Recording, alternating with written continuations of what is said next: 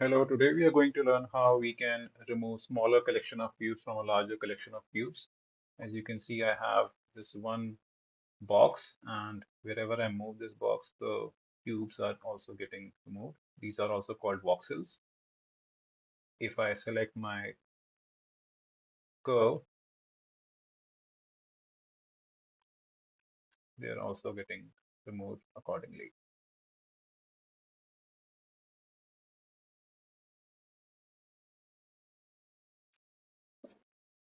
If I select my cylinder, the cubes are getting removed. If I select my multiple geometries,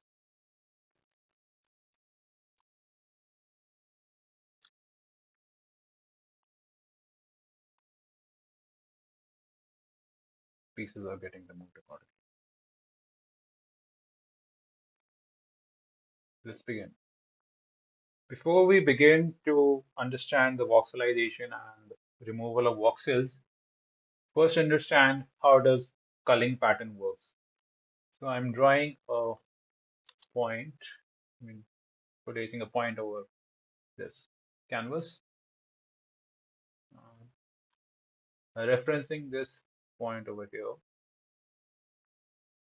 and I draw squares. I make them larger.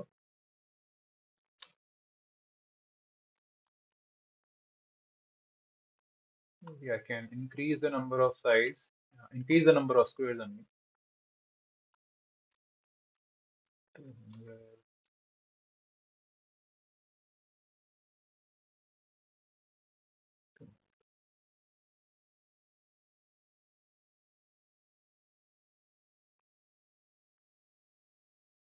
And I find the centers of this. So I use an area. Now area will give me the centroids of these squares. I want to remove certain squares from this particular point. I want to measure the distance of these squares so that wherever this dot moves, I am able to remove certain amount of squares depending upon the distance from this dot or this point. So I'm flattening this right now. And there's a component called pull point. So what pull point does, it gives the distance from the geometry and the points. It allows us to measure the distance from two sets of items. Now I take these centroids and put them over here. Now if I read this, geometry that pulls, this geometry is going to pull the points towards it. That's why I'm going to put this point over here, this point. This point is this one. I put this over here, and now I'm going to get some distances. I'm hiding the preview of this because it looks quite distracting. Middle mouse click and turning off the preview. Okay. And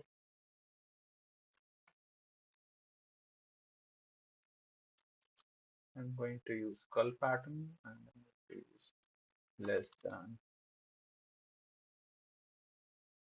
Now, less than function works in a very simple way.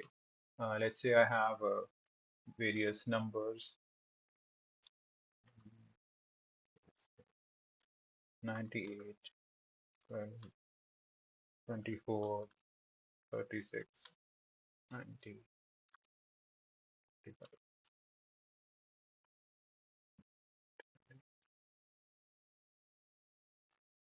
It gives us a true false logic.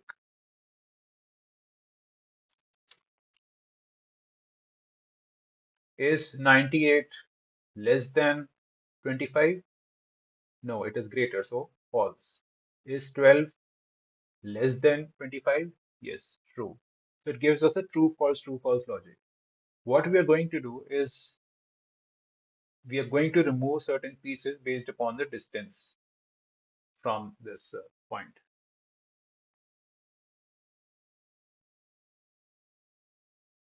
Now I put these distances over here, and the second number is this. I put this smaller than into this skull pattern, and the list of items that I want to remove, all these squares. I put these squares into this list, and now I'm hiding these squares. I have nothing over here. So I just increase this. I got nothing. I get very few squares.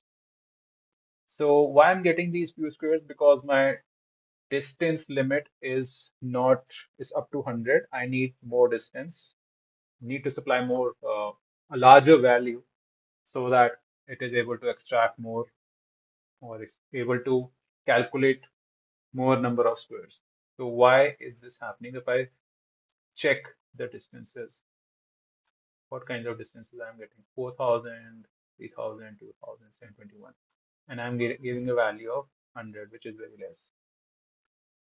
So I make a number slider of, let's say, up to, sorry, 5,000, and do.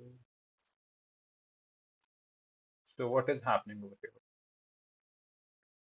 All the all the squares which have distances less than 763. True. Yes. These squares, all these squares, yes, less than 763. True. All these squares are getting selected over here in this cull pattern. Now all the false squares, false values, all the larger values which are more than 763, they are getting removed.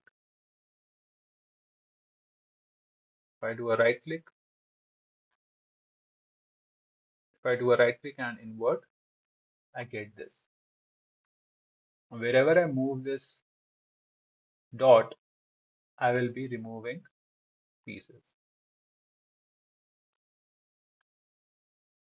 Mason squares, area, found centroid, pull point, smaller than, and cull pattern. Now let's build something in vertical dimensions. I use linear array.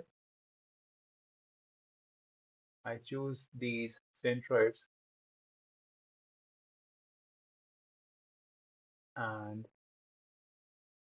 I give the direction unit z and give the factor equal to the size of these squares. So I get this kind of squarish 90 by 90 by 90 arrangement.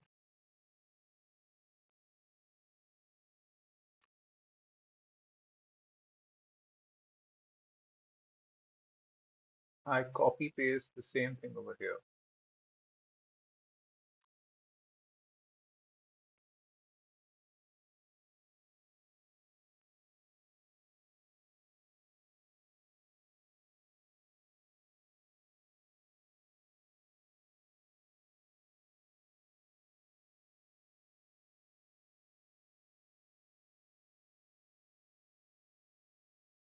And now the geometry that needs to be removed or is the set of these points.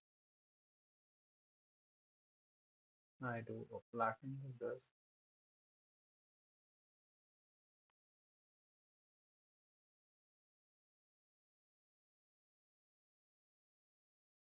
And now finding the point over here is over here. Okay, pretty far off.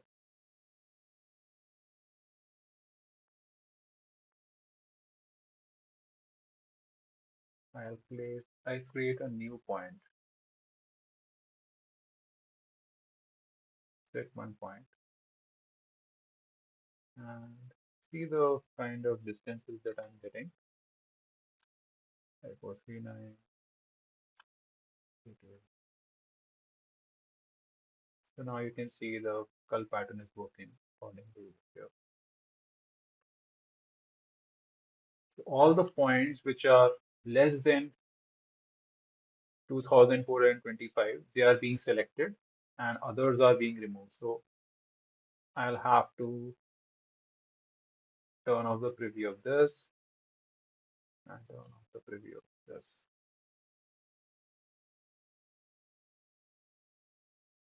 If I don't do inversion, I'm getting these points which are selected. Less than 2425. Yes, true. These points are getting selected, others are getting removed. If I do an inversion of this, the logic flips. So if I check over here, first value is true. If I invert this, values are false. It flips the logic accordingly. And if I want to create boxes on these areas, on these points, I can use a center box. These points can be added to the base. The dimension of this box is going to be half of this square, because it takes the dimension from the center. Let's say if I want to make a box that is 90 by 90, zoom function is working well, by 90. So I'll have to supply a value of 45 in x direction, and so in 45 in y direction and 45 in x direction. It's because it's taking dimension from the center. So what do I do to supply a dimension? I use a division. I take this value of the square, put this. This is the size of the square that we made over here on the ground. This. Turn it off. And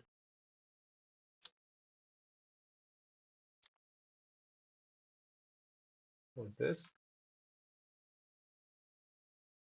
And keep the whole, insert the same dimension to all of these boxes. Now I get this. Now wherever I move this point, the boxes will be removed accordingly. And I can change the distance.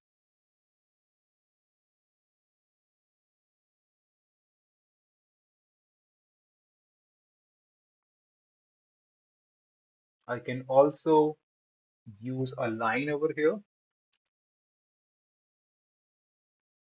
line or curve. So I will just set one curve, put this over here, turn this off. So what is happening?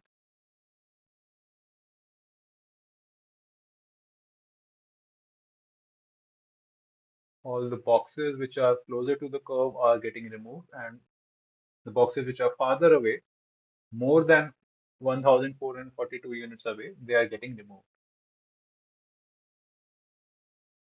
You can play along with this.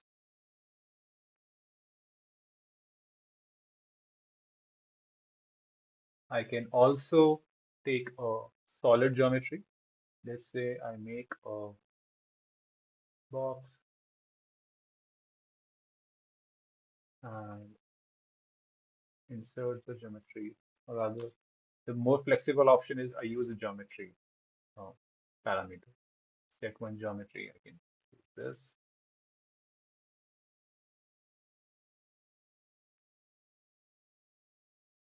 There. And this over here. So now it is removing geometry based upon the distance from this box.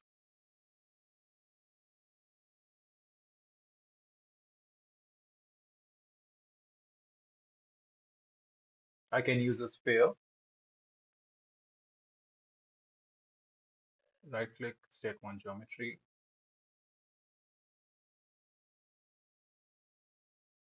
move it away. So you can see that blocks are getting removed from the places where the sphere comes closer to them.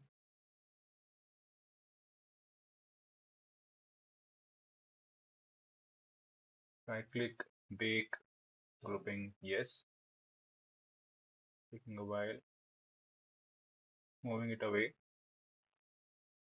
and shading mode to Arctic, rendering mode to Arctic.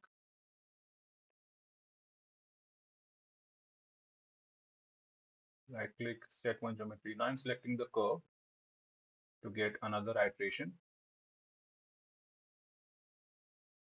And right click, bake, yeah, okay. And I forgot to group them, pressing undo and doing bake again. Grouping yes, pressing OK.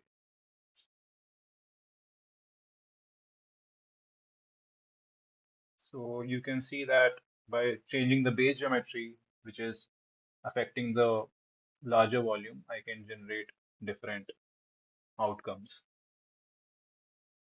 So now I have this large mass made up of 12,446 boxes. But right now I cannot extract any floor plate from this.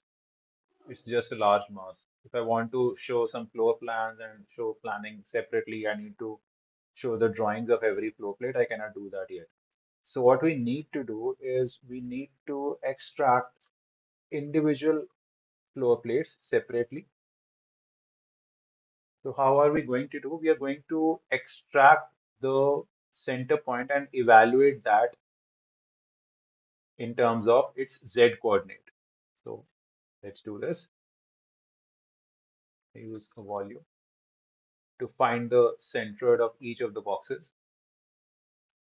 I'll delete this because it's not grasshopper geometry. And we deconstruct the point, connect the centroid, and we see the values as 0, 90, 180, 99, multiples of 90. Why multiples of 90? Because we chose the size of the square as 90 over here, and the array was also chosen as 90, linear array. You can see this is connected over here. Now we use equal so that we can compare the values of these with the particular number. Let's say I have these first number. Now let's say I want to extract all the floor plates at the level of 450 units.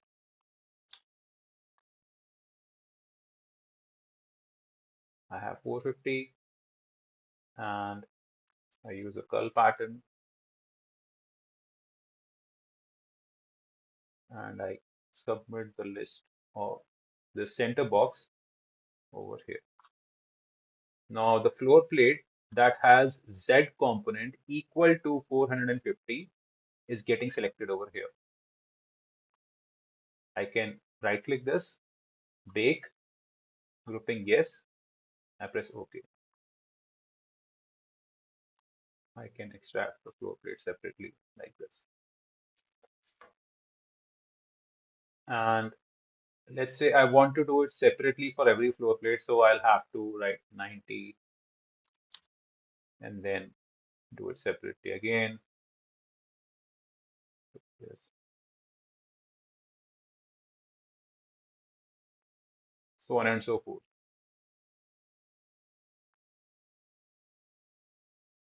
Right now we have 10 floors in this because we gave 10 the default count in linear array of 10. I could have had more, maybe let's say 15. So we had could have had more floor plates like this.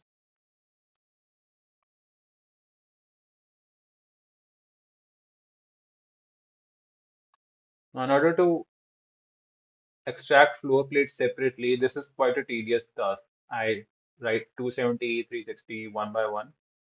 What we can also do, we can use a series component, and what series does, it basically generates numbers. If I take the step of 2, it generates numbers 2, 0, 2, 4, 6, 8, 10. If I choose 4, gives us 0, 4, 8, 12, 16. Okay,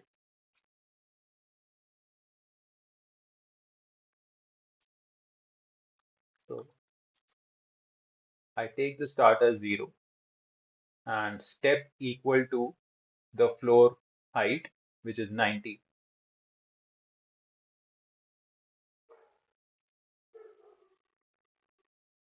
And count, let's say 15,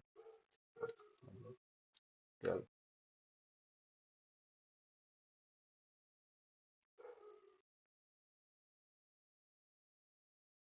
Now I choose list item. I input my series over here, and index is the number of floors 0, 1, 2, first 0th floor, first floor, second floor, third floor. So if I type 0, 12,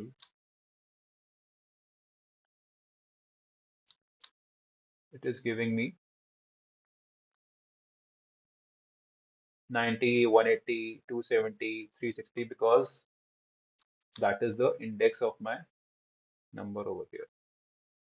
If I type 4 over here, it is giving me the fourth value, which is 360. If I type 5, it is giving me 450. Okay. So using this system, I can insert this over here and choose different floor plates separately by using a number slider. If I choose second, I make this group yes. I choose third, I choose bake, I group it yes. So I can generate multiple floor plates in a systematic way.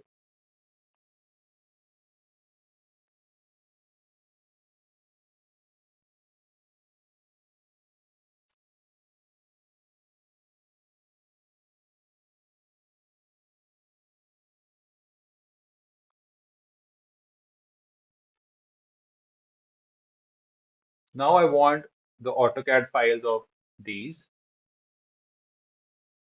So I will first of all go into the top view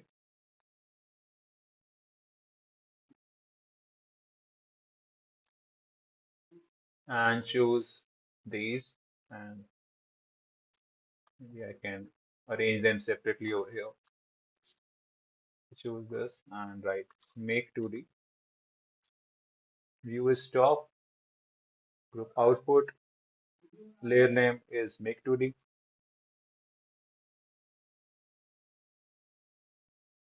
Let's see, I have the output over here.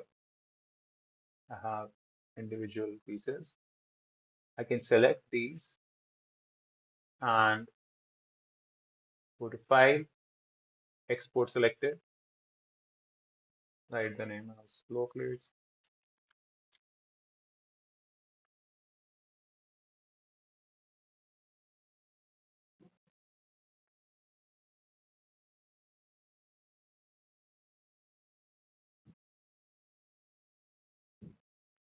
the drawing is coming out to be dark, I just press Control A and change the color so that I can see. So have these lines exported in AutoCAD. So that's how you can export various flow plates. You can do voxelization of a larger geometry.